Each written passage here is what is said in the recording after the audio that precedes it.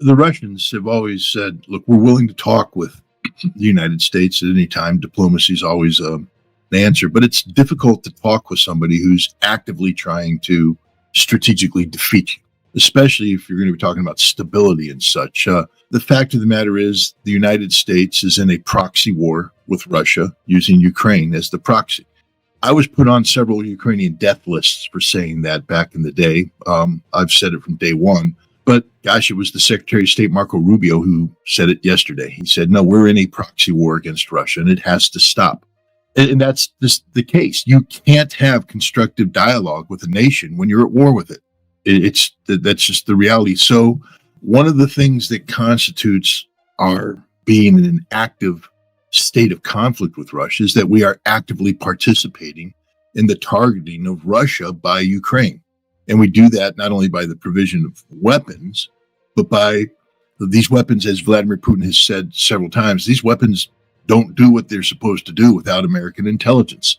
The targeting data, not just where to hit, but how to hit, the digital information that makes the weapon go where it goes. This is all a product of U.S. intelligence.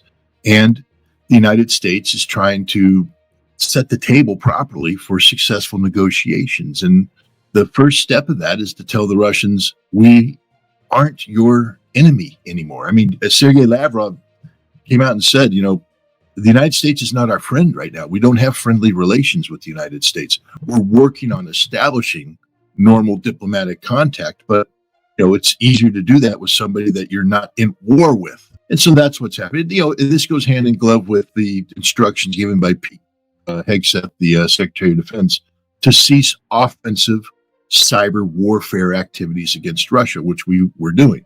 So what we're doing is sending a signal to the Russians that we no longer view you as an enemy, as an adversary that we're seeking to strategically destroy, to defeat. We view you as a nation we wish to live in peace and harmony with. And we need to get this war over, and we're trying to create the conditions so that the Russians can trust us as counterparts, as colleagues in this joint effort. You can't talk about walking side by side with somebody while you're stabbing them in the back, And this is an essential step for the United States to create it's a confidence building measure that tells the Russians that we are serious about peace. Well, let's be honest here. The number of HIMARS systems and ATACMS, these are the two systems that are primarily detrimentally impacted by this. There's not that many of them. They were never in sufficient quantities to have a meaningful impact on the battlefield. This is a very, very large battlefield, an extremely large battlefield. And on the occasions when HIMARS were used, yes, you had a momentary tactical advantage for the Ukrainians where they were able to fire, HIMARS with cluster munitions that killed, 34 Russians. Yay, good job, Ukraine. And then the Russians kept advancing because it's war and you lose people in war. And killing 34 Russians or killing 56 Russians or killing 16 Russians at a time, it's bad for the families of those dead Russians. There's no doubt about that. But it doesn't change the trajectory of this conflict. This is a war being fought on a scope and scale that many Americans can't possibly imagine. For every HIMARS attack, there's a Russian, guided bomb attack, or their own multiple launch rocket systems, or their artillery that's killing thousands of Ukrainians. The death exchange is not equal between the two parties, and Russia continues to. So this is more of a psychological thing for the Ukrainians than actually, the death knell. Don't expect the Ukrainian military to fold overnight because they've lost the only thing that allows them to resist. The most effective weapon that the Ukrainians have is the drone. These drones are made by the Ukrainians using tactics developed by the Ukrainians. So they don't lose that. Their long-range drone strike capability is impacted because the intelligence that was used to not necessarily find the target. Anybody can find the target. It's how you get to the target, the path you take.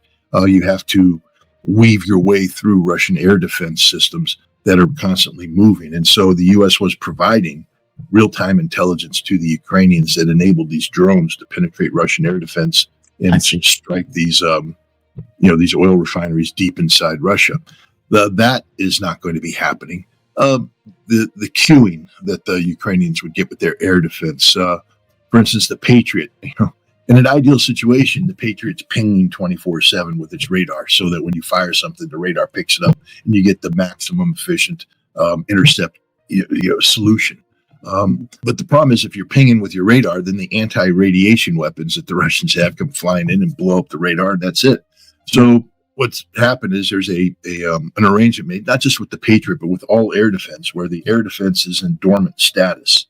And then the United States superimposes with its intelligence the ability to detect Russian launches and provide early warning about the location of the launch, the direction that the weapon's coming in, so that the Ukrainians can vector their air defense, prepare, and as the weapon enters intercept, umbrella or a window of opportunity for intercept, they can throw out their radar, grab the weapon, fire the missiles, and then shut down the radar, and then move the radar so that the Russians can't destroy the radar. That doesn't happen now because we've taken away that intelligence. And that means that either the Ukrainian air defense are going to stay in dormant status and not have any chance whatsoever, or they're going to have to become more aggressive with the use of their own radars, which opens up a window of vulnerability for their destruction. So it's a bad thing for Ukrainian air defense. And the same thing holds with their Air Force. The whole F-16 program is predicated on the F-16s getting guidance and direction from the United States, equivalent to, for instance, when our aircraft go up in the air, we have an AWACS aircraft, Airborne Warning and Control aircraft, that big airplane with the big dome on top that's spinning around, and it's collecting all the intelligence and shooting that to the fighters so they have total battlefield awareness of what the enemy's doing. But if you shut down that AWACS, the plane goes blind, and it's a much more difficult fight. For the Ukrainians, for them getting up, they have the equivalent of AWACS with the American intelligence that's in consolidated, and there's communication and all that.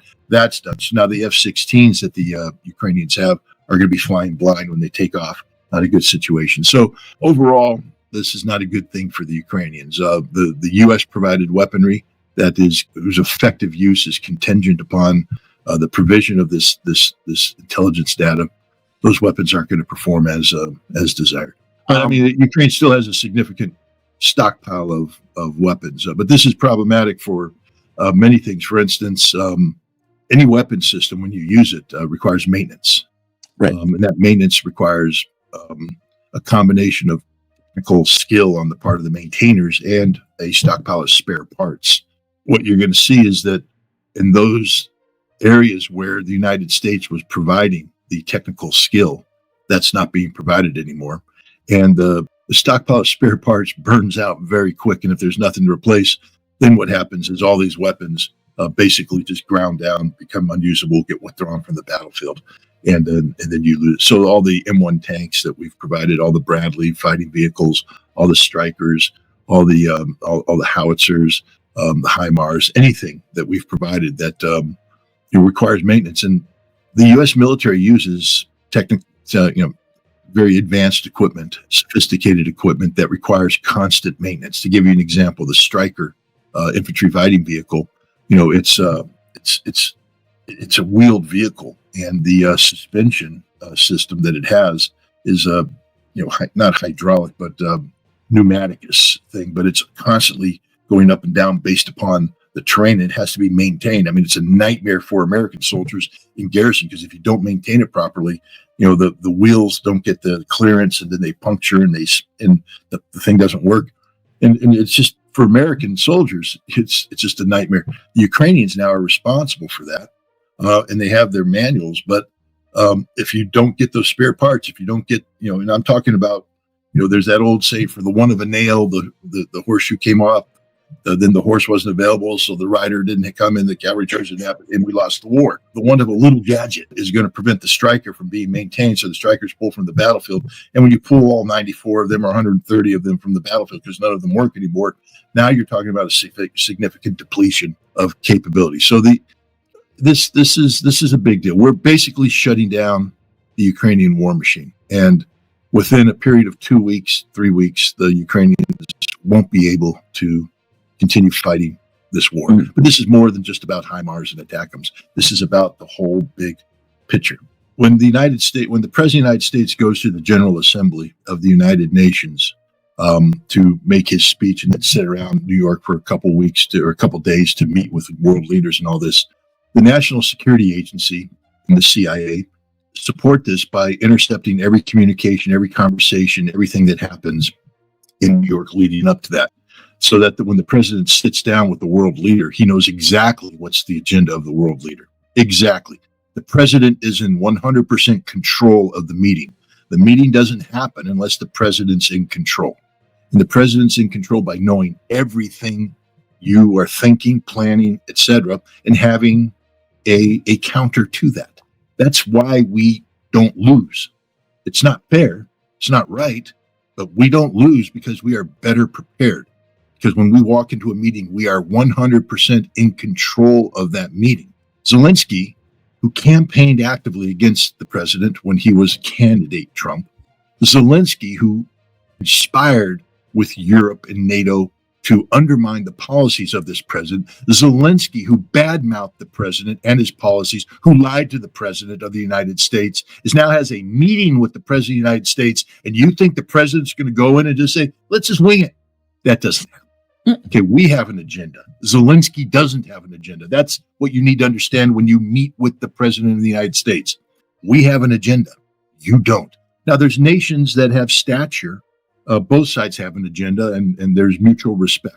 I'd say when he meets with Vladimir Putin, we're not in control of that meeting. We're in control to the extent we can be. We're collecting all that intelligence on Putin, but he's collecting it all on us too, and both sides are well prepared. And there's also agreement beforehand what the agenda is, so there are no surprises. So the meeting is a carefully orchestrated, choreographed gathering. That's okay. That's one way to do this. We're not partners with Zelensky. He's the enemy. That's what you need to understand. When Zelensky came into the White House, he was the enemy of the United States, the enemy of this president. And we knew it. This is a man who doesn't want peace.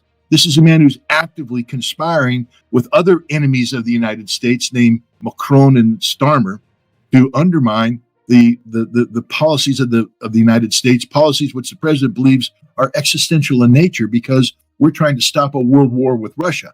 And anybody who's in the way of that is actually trying to foment a world war, therefore destroy us. This is part of a broader strategy that Trump had put out there because nothing happens in a vacuum. Zelensky isn't isolated. It's about Zelensky Europe, Zelensky NATO. It's about the whole relationship the United States has with the collective West that we've been working with to use Ukraine as a proxy against Russia. And again, as I said, Marco Rubio now has admitted we are at a proxy war with Russia, and that people on our side are in this war as well, Europe, etc. We want this war to end. They don't. So we began this process by sending Pete Hegseth to NATO and by sending J.D. Vance to Munich. I've written about this. I view this as diplomatic maneuver warfare. This is ideological warfare, intellectual warfare, whatever you want to call it. But the key to this is get inside your opponent's decision-making cycle. You don't want to walk into an ambush. Pete Hegseth doesn't want to come into NATO and go, well, I'm just going to sit down and listen to what NATO has to say. Because what happens is NATO acts, now you're react, and now the OODA loop is against you. The tightening of the circle ends up with you being shot down by NATO. No, you come into NATO, sweep the table clean, and throw something out there, and NATO's going, oh, God, we didn't understand it well. And now they're reacting to you. And then you just leave them and walk away in chaos. J.D. Vance goes into Munich, not to sit there and hold hands and sing kumbaya and, oh, we love you, come together for the group hug. No, keep the hammer down. Yeah. Clean up yours. We're done. You suck. We're finished. I don't want to talk about this. I want to talk about your lack of democratic values. You guys suck. You're the worst. And then he left. And they're like, oh, God, we don't know what to do. Okay, now Zelensky's playing stupid games. And so now Zelensky says, yes to the mineral deal, no to the mineral deal. We send the Secretary of Treasury in. He embarrasses the Secretary of Treasury. You think he's a friend? You think we're going to let him come into the White House and set the agenda? We gathered every piece of intelligence about Zelensky. We know every time he snorts cocaine, every time he passes gas, you name it, we know it. We knew he was. Think of the psychological warfare. This is a man who said right from the start, I will never wear a suit so long as Ukraine is at war, because this is a symbol of our national virility. I am a warrior leader. I am the new Churchill. I am wearing this. I will never lose it. We came and said, you got to wear a suit. Imagine the psychological warfare there. What do you mean I got to wear a suit? I'm the great warrior. I have to wear green. Got to wear a suit. Well, I'm not going to wear a suit. You just set yourself up, because now what happened is, again, do you think that White House poll reporter just out of the blue said, No. you own a suit? That guy was a plant. Now you understand. That guy was there, and he was going to ask that question if Zelensky didn't wear a suit. It was set up. The whole thing was set up. Everything. They said they set up the room in the back. They knew Zelensky couldn't sign the deal because Zelensky had already signed the deal with the British.